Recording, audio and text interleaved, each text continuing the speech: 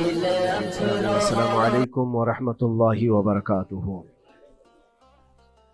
الحمد للہ وکفا وسلام علی حبیبہ المصطفى اما بعد فاعوذ باللہ من الشیطان الرجیم بسم اللہ الرحمن الرحیم ثم لتسألن یومئذ عن النعیم صدق اللہ مولانا العظیم۔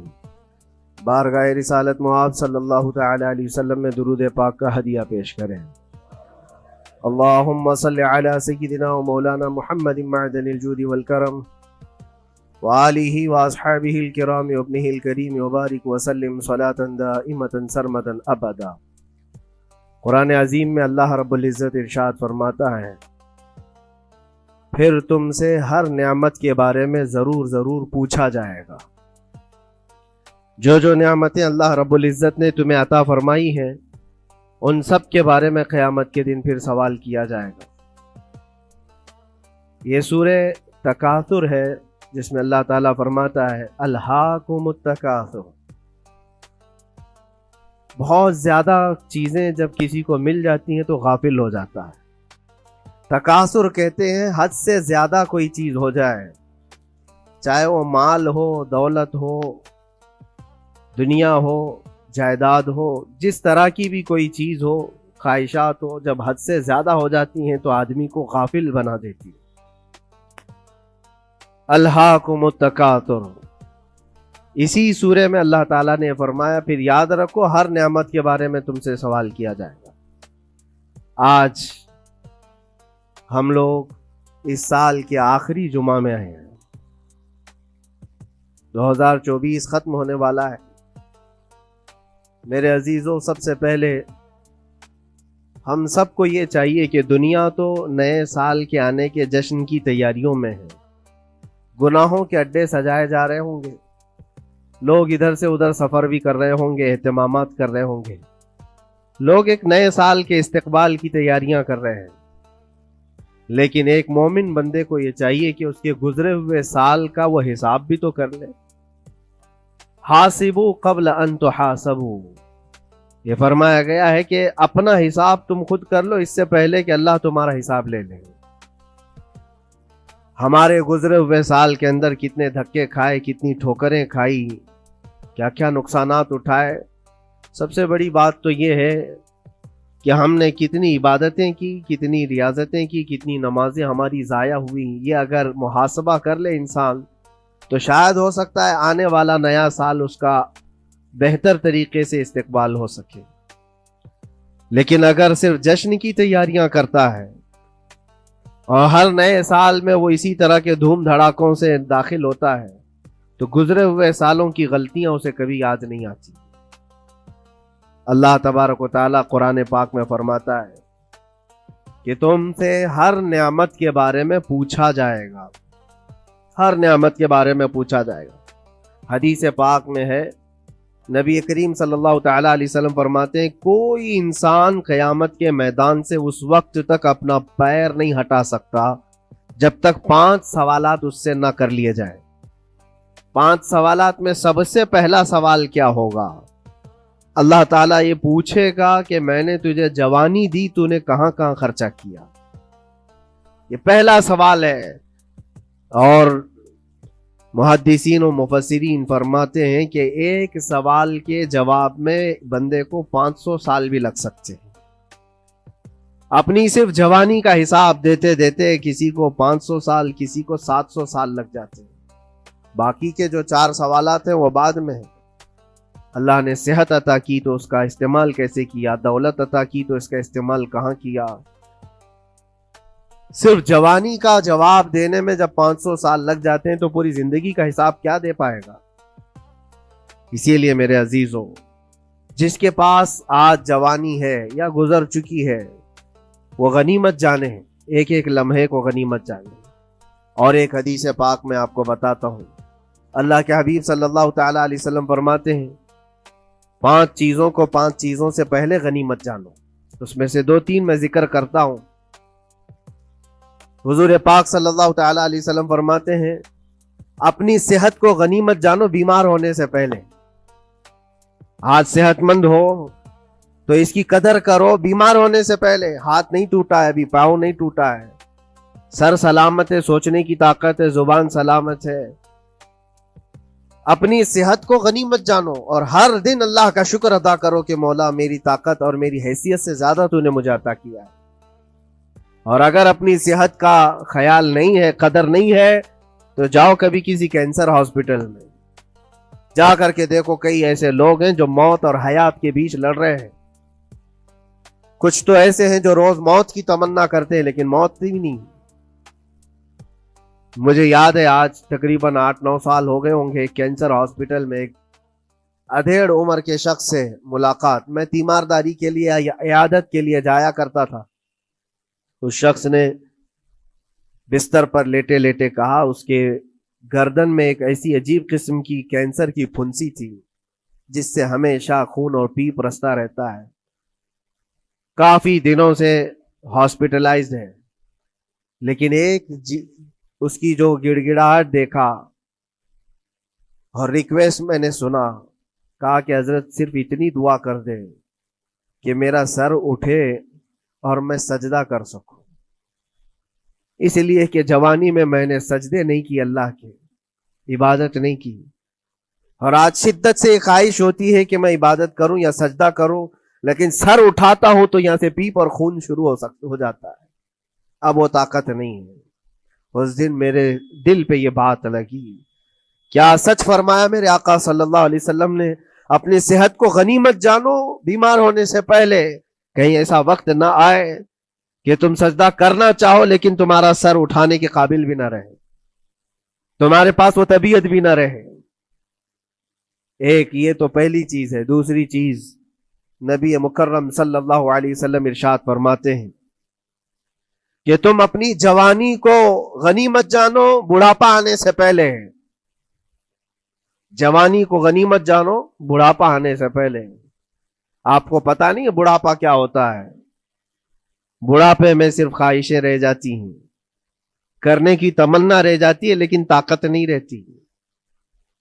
بڑھاپے کے اندر اعضاء ڈھیلے ہو جاتے ہیں, نہ وہ صحیح ڈھنگ سے پوری عبادت کرنے کے قابل رہ جاتا ہے, بلکہ وہ سوچتا رہ جاتا ہے کہ کاش میں اپنی جوانی میں اتنی نمازیں پڑھ لیا ہوتا, اتنی تسبیح پڑھ لیا ہوتا, لیکن کر نہیں پاتا. اسی لیے اللہ کے نبی صلی اللہ علیہ وسلم نے فرمایا بڑھاپا آنے سے پہلے اپنی جوانی کی قدر کر لو. اور اتنی تیزی سے یہ جوانی جاتی ہے پتہ بھی نہیں چلتا, بہت تیزی سے گزر جاتی ہے. جوانی ایسا شباب ہے کہ یہ بجلی کی طرح بھاگتی چلی جاتی ہے, کیونکہ جوان ہوتے ہی آدمی کے اوپر ایسی ذمہ داریاں آئیں. اس کو شادی کا خیال آیا, شادی کیا, بچوں کا خیال آیا, بچے ہوئے, پالنے کی بات, گھر بنانے کی فکر, بزنس کی فکر, جاب کی فکر. ان تمام چیزوں میں اتنا گھرا رہا کہ جوانی نکل گئی, بال سفید ہو گئے, پتہ ہی نہیں چلا, بڑھاپا آ گیا.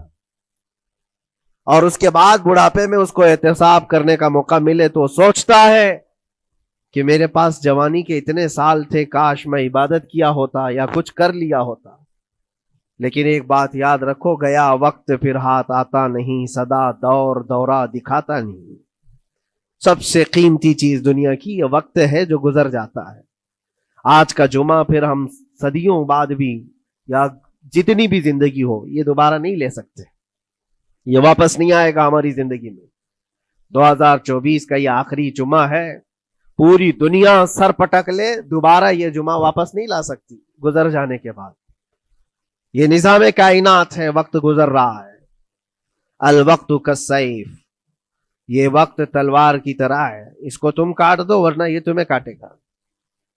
تیسری چیز رسول پاک صلی اللہ تعالی علیہ وسلم ارشاد فرماتے ہیں, 2 چیزیں میں نے بتایا. پہلی یہ کہ صحت کو اپنی قدر کرو, غنیمت جانو بیمار ہونے سے پہلے. دوسری چیز ہے اپنی جوانی کی قدر کرو بڑھاپا آنے سے پہلے. اور تیسری سب سے امپورٹنٹ ہے, اللہ کے نبی نے فرمایا زندگی کو غنیمت جانو موت آنے سے پہلے. پہلے والی 2 چیزوں میں تو تمہارے پاس موقع تو ہے. صحت چلی گئی, بیمار ہے, لیکن بیماری میں بھی توبہ کر رہا ہے, اللہ اللہ کر رہا ہے, چلو ٹھیک ہے. جوانی چلی گئی لیکن بڑھاپا ہے, بڑھاپا میں تو اللہ اللہ کر رہا ہے, عبادت کر رہا ہے. یہ دونوں میں تو موقع ہے, لیکن زندگی ختم ہو گئی, موت آ گئی, تب پھر کیا ہے؟ موت کے بعد پھر کوئی عمل نہیں ہے، موت کے بعد کوئی عمل نہیں ہے۔ حضرت سفیان ثوری رضی اللہ تعالیٰ عنہ کی وہ بات مجھے یاد آتی ہے، ایک جنازہ جا رہا تھا اور اس جنازے کے پیچھے ایک 8 سال کی بچی روتی ہوئی جا رہی تھی، اس کے باپ کا جنازہ تھا، بہت رو رہی تھی، بہت گڑ گڑا رہی تھی۔ کیا جملہ کہہ رہی تھی؟ کہتی تھی کہ ہمارے گھر پر، ہم پر جو آج مصیبت آئی ہے، اس سے بڑی مصیبت کبھی آئی نہیں، بہت بڑا صدمہ ہے، بہت بڑی مصیبت ہے۔ تو حضرت سفیان ثوری نے اس بچی سے کہا، بیٹا تمہارے اوپر جو مصیبت آئی، تمہارے گھر پر جو آئی، وہ کل کو ٹھیک ہو جائے گی، تم پھر معمول پر آ جاؤ گے، بلکہ بات یہ ہے تمہارے باپ پر جو آئی ہے وہ سب سے بڑی ہے، وہ موت ہے، وہ سب سے بڑی ہے، کیونکہ وہ پلٹ کر کے آنے والا نہیں ہے۔ جنازے کو دفن کر دیا گیا۔ دوسرے دن قبرستان میں حضرت سفیان ثوری کہتے ہیں اسی قبر کے پاس میں اس بچی کو روتے ہوئے دیکھا۔ بچی کو باپ سے بڑا لگاؤ رہا ہوگا، قبر کے پاس بیٹھ کر کے رو رہی تھی، یوں کہہ رہی تھی، ابا آپ بیمار تھے، میں دوائی لا دیتی تھی، آپ سونے کے لیے جاتے میں بستر جھاڑ دیتی تھی اور بچھونے بچھا دیتی، آپ کو اڑا دیتی چادر، اور آپ کو کھانا میں لا کر پروس دیتی۔ کل کی رات کیسی گزری؟ کیا کسی نے دوائی پوچھی آپ کو؟ کیا کسی نے کھانا پوچھا آپ کو؟ کیا کسی نے بستر جھاڑ کر دیا اور کسی نے آپ کو اوڑھنا اڑایا؟ وہ روتی ہوئی اپنے باپ سے، مرحوم باپ سے باتیں کہی جا رہی تھی۔ حضرت سفیان ثوری اٹھاتے اور کہتے ہیں، بیٹا یہ سوالات اب نہ کر اپنے باپ کو کہ کسی نے کھانا پوچھا، دوائی پوچھی، بستر بچھایا، نہیں، اب یہ پوچھ اپنے باپ سے، کل ہم نے جو آپ کو صحیح سلامت دفن کیا، چہرہ ابھی تک سلامت ہے یا نہیں؟ ابھی تک پیٹ سلامت ہے یا نہیں کہ پھاڑ دیا گیا؟ کفن ابھی تک باقی ہے یا چھین لیا گیا ہے؟ یہ پوچھ اپنے باپ سے کہ کل ہم نے جب دفنایا تھا تو خوشبوؤں میں دفنایا تھا، پوچھ اپنے باپ سے کہیں کیڑے تو نہیں چڑھ گئے آج، کیونکہ یہ ہونے والا ہے اب قبر کی زندگی میں۔ عزیزان گرامی وقار، اسی لیے حضرت مولا علی کرم اللہ وجہہ الکریم جب قبرستان جاتے سلام کرتے قبر والوں کو، اور اس کے بعد 1 گھنٹہ کھڑے ہو کر روتے تھے۔ حضرت سعید ابن مسیب کہتے ہیں، میں مولا علی کرم اللہ وجہہ الکریم سے پوچھا، آپ قبر والوں کے پاس کھڑے ہو کر کیوں رو رہے ہیں؟ حضرت علی فرماتے، میں نے ان سے پوچھا کیا حال ہے تمہارا اے قبر والوں؟ انہوں نے جو جواب دیا، سعید اگر تم بھی سنتے تو روتے۔ کہا کیا جواب دیتے ہیں قبروں والے؟ مولا علی کرم اللہ وجہہ الکریم فرماتے ہیں، وہ مجھے جواب دے رہے ہیں کہ اے علی، ہمارے گھر والوں نے تو ہمیں صحیح سلامت دفنایا تھا، ہمارے چہروں پر مسلسل آج دن اور رات بچھو چھوڑ دیے گئے، ہمارے چہروں پر آج اور ہماری ناک پر بچھو ڈنک مارتے ہیں، ہمارے بالوں میں جس کو ہم آئینے کے سامنے کھڑے ہو کر گھنٹوں سجایا کرتے تھے، پیپ بھر دیے گئے ہیں، اور ہمارے چہرے کی چمڑیاں جھلس گئی۔ یہ سارے جوابات میرے عزیزوں قبروں والوں کے ہیں۔ اس منزل تک ہر ایک کو پہنچنا ہے، اسی لیے سال گزرنے سے پہلے اپنی زندگی کا احتساب کرو۔ اللہ رب العزت نے ابھی بھی ہمیں موقع عطا کیا ہے، ابھی تمہاری زندگی ختم نہیں ہوئی، سانس لے رہے ہو، توبہ کر لو، دعائیں کرو کہ مولا کریم ہمارے لیے نیا سال خیر و برکت والا بنا، گناہوں سے بچنے والا بنا۔ کچھ لوگوں کی حالت یہ ہے کہ گناہوں پہ گناہ جب ہو جاتے ہیں تو نا امیدی کے شکار ہوتے ہیں، اب کیا ہونے والا ہے، میں تو بہت پاپی ہوں، بہت خطا کار ہوں، مجھ سے تو بڑے بڑے گناہ ہو گئے، اب میں کیا کر سکتا ہوں؟ نا امیدی کفر ہے میرے عزیز۔ آپ کو بتاؤں، رسول پاک صلی اللہ تعالی علیہ وسلم ایک مرتبہ صحابہ سے فرماتے ہیں، تمہیں پتا ہے اللہ رب العزت کا کرم اور اس کا رحم کیسا ہے؟ مسکرانے لگے۔ صحابہ نے پوچھا آپ کیوں مسکرا رہے ہیں؟ کہا اللہ تبارک و تعالی فرماتا ہے کہ صحرا میں چلنے والا ایک آدمی، غور سے سنیے گا، صحرا ڈیزرٹ، صرف ریت کا میدان، کہیں کوئی جھاڑ نہیں، کوئی عمارت نہیں، کوئی چھاؤں لینے کی جگہ نہیں، کوئی ایک بندہ اپنی اونٹنی پر ساز و سامان رکھ کر کے چل رہا تھا۔ صحرا کا سب سے بڑا پرابلم یہ ہوتا ہے کہ راستہ معلوم نہیں ہوتا، ہر طرف تو سیدھا ہی راستہ دکھتا ہے، ڈائریکشن پتہ ہی نہیں ہوتا. چاروں طرف سے آسمان ملا ہوا دکھتا ہے, جیسے سمندر ہے ویسے صحرا ہے. کبھی اگر آپ نے سفر کیا ہو, ہم نے مصر میں دیکھا ہے 200-250 کلومیٹر تک گاڑی چلتی ہے, ایک درخت بھی نہیں آتا, ایک عمارت بھی نہیں آتی صحرا میں. راستے بھول جاتے ہیں لوگ. پہلے کے دور میں تو کوئی نیویگیشن بھی نہیں تھا. تو کوئی بندہ ایسے جو اونٹنی پر ساز و سامان رکھ کر کے سفر کر رہا ہے اور ایک جگہ تھک کر کے سو گیا صحرا میں. سنی ہے یہ مثال فرما رہے میرے آقا صلی اللہ علیہ وسلم. تھک کر کے سو گیا اور جیسے اس کی نیند کھلی تو دیکھا اونٹنی ساز و سامان کے ساتھ غائب ہے, کچھ بھی نہیں ہے اس کے پاس. کھانے پینے کی جو چیزیں تھی, ساز و سامان تھا, سب اونٹنی کے ساتھ غائب ہو گیا. اب وہ بیچ صحرا میں اتنا حیران و پریشان, اٹھ کر کے تلاشنے لگا. اب اس کو نہ راستہ دکھائی دے نہ اپنی اونٹنی دکھائی دے. شدت پیاس کی وجہ سے اب وہ جگہ جگہ پانی تلاش کر رہا ہے, پانی بھی نہیں ملتا صحرا میں. موج سراب جس کو کہتے ہیں نا, موج سراب کیا ہے؟ ریت چمکتی ہے سورج کی دھوپ سے اور انسان کو ایسا لگتا ہے ادھر پانی ہے, اور وہاں تک پہنچتا ہے تو پانی نہیں ہوتا, ریت ہوتی ہے. وہ اسی پانی کو تلاش کرتے کرتے صحرا میں مر جاتا ہے. صحرا میں بہت لوگوں کی موتیں ہوتی ہیں, پہلے بہت لوگ مر جاتے تھے جو راستہ بھٹکتے تھے. اب حدیث پاک میں فرمایا گیا وہ بندہ جس کی اونٹنی غائب ہو گئی, ساز و سامان بھی نہیں, ڈھونڈتا رہا پورا دن پوری رات, تھک ہار کر کے آزا جواب دے گئے. اب نہ پانی ملتا ہے, نہ کھانا ملتا ہے, نہ اپنی سواری ملتی ہے. ایک جگہ آ کر بیٹھ گیا, اپنی آخری سانسیں گن رہا تھا, کیونکہ اب آزا جواب دے گئے تھے. سخت شدت کی دھوپ, صحرا کی تپتی ہوئی زمین اور بھوک و پیاس کی تکلیف الگ. جیسی ہی وہ لیٹا اس کی آنکھ لگ گئی, اس کو لگا اب یہ میری آخری سانسیں ہیں, اب مرنے کا وقت قریب آ گیا ہے. پھر اس کی آنکھ کھلتی ہے. آنکھ کھلتی ہے تو دیکھتا ہے اس کی اونٹنی ساز و سامان کے ساتھ پاس میں کھڑی ہے, کھانا بھی بھرا ہوا ہے, پانی بھی بھرا ہوا ہے, سب کچھ ہے. اب نبی پاک صلی اللہ تعالی علیہ وسلم صحابہ سے پوچھتے ہیں, عرب والے بہت اچھی طرح جانتے تھے صحرا کا سفر کیا ہوتا ہے. پوچھتے ہیں اے میرے صحابہ بتاؤ اس بندے کو اپنی گمشدہ اونٹنی ملنے کا کتنا اچھا لگ رہا ہوگا, کتنی اس کو خوشی ہوئی ہوگی. صحابہ کہتے ہیں یا رسول اللہ صلی اللہ علیہ وسلم اس کی تو جان میں جان آ گئی, صحرا میں اپنی گمشدہ اونٹنی مل جائے, کھویا ہوا سامان, اپنی گمشدہ سواری اور پانی مل جائے, یہ تو حیات نو کی ایک بہت بڑی خوشخبری ہے اس کے لیے.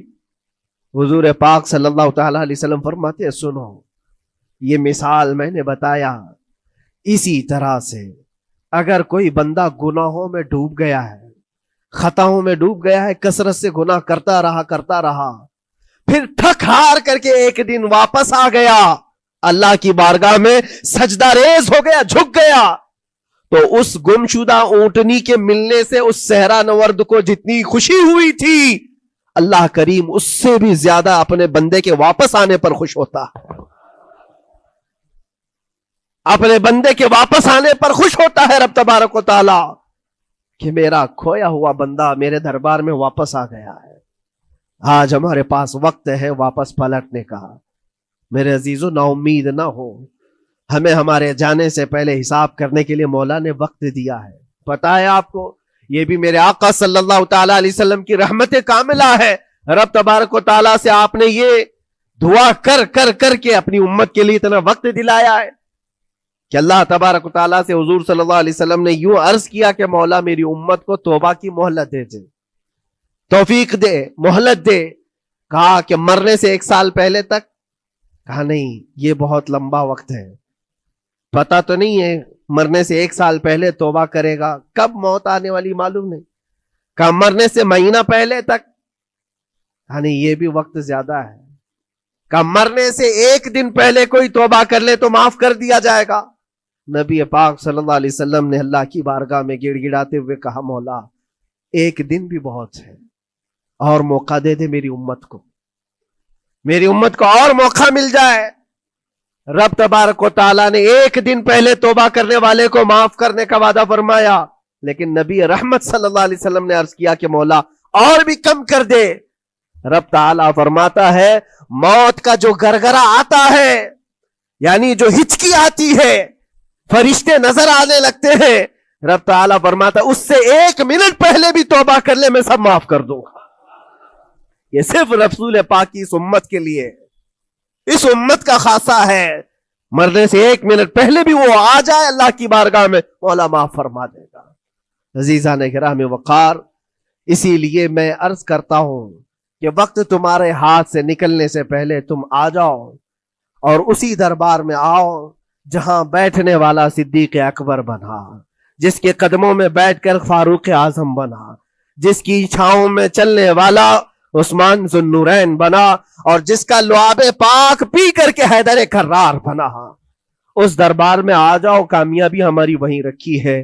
اللہ کریم ہمارا یہ گزرا ہوا سال، اس میں جتنے ہماری غلطیاں، کوتاہیاں، کمیاں، بیشیاں، گناہ ہوئے ہیں، مولا اپنے فضل و کرم سے معاف فرما دے، اور آنے والے نئے سال کو ہمارے لیے خیر و برکت والا، ایمان و استقامت والا سال بنا دے۔ اسلام و سنیت کا بول بالا فرما، کفر و شرک کا منہ کالا فرما، گستاخان رسول کو تباہ و برباد فرما، شاتمان رسول پر تو عذاب علیم نازل فرما۔ اے رب کریم، اے احسن الخالقین، مولا ہم سب کو مرنے سے پہلے سچی توبہ کی توفیق نصیب فرما۔ وآخر دعوانا ان الحمدللہ رب العالمین۔ السلام علیکم۔